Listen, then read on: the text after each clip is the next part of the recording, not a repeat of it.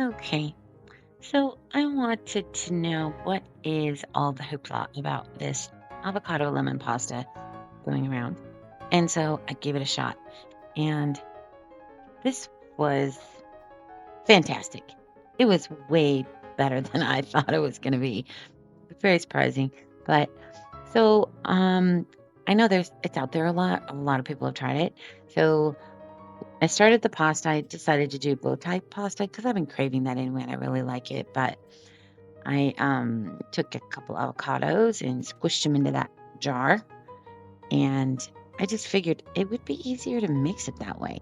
So I felt like it took me a really long time though to squish it in there, and then half of a lemon, the juice from half a lemon, and then I just put the zest in there after. Some people do the zest before it's cut, but it's kind of easy to hold on to it, I think, after it's juiced, if you just do it after. So then we've got our garlic and our basil. I just did 2 tablespoons each, and the basil, I forgot there was even basil in it until I was rewatching the video. I didn't really taste the basil. If you like a lot of strong basil flavor, then use more maybe. So then a half cup sour cream. You can use Tofutti if you want it to be plant-based. And I really love that. And then the olive oil, salt and pepper, and then you're gonna just oh, that's right, there was Parmesan too.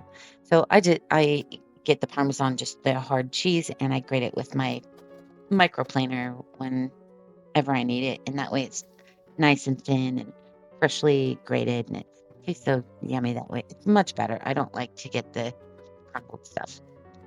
So then some water from the pasta.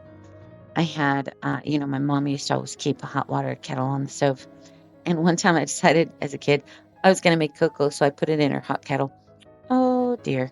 She made sweet and sour sauce that day and thought water was in her kettle. She put it in her sweet and sour sauce, ruined it. Oh, never did that again. So then you've got your cherry tomatoes. Some people will put peppers in there too. I just put a tiny bit of cayenne pepper in there. I got baby mouth, so it's we're talking tiny, but whatever amount that you like. And so then I just added that sauce after draining the pasta and a little more Parmesan on top of that, mixed it all together. I was really surprised the fresh garlic in there really, the flavor really came through so nice, and it's also so good for your gut. But it was made it like spicy just from the fresh garlic, and then added some more Parmesan in the very end. You can really, it's just such a fresh flavor and it's super creamy. It didn't feel like it was avocado. It just felt like a really creamy. And then I put a little basil on top there and make it pretty in the end. But I was really impressed with it. I I wouldn't change a single thing. It was so good. And I never ever would have tried it had I not seen it on, my other channel I like to watch.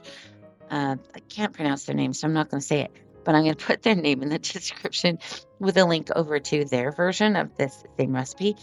And they used a different pasta, but so delicious. And I'm going to make it again. So I hope you give it a try too. And hope you enjoyed the video. Thanks for watching.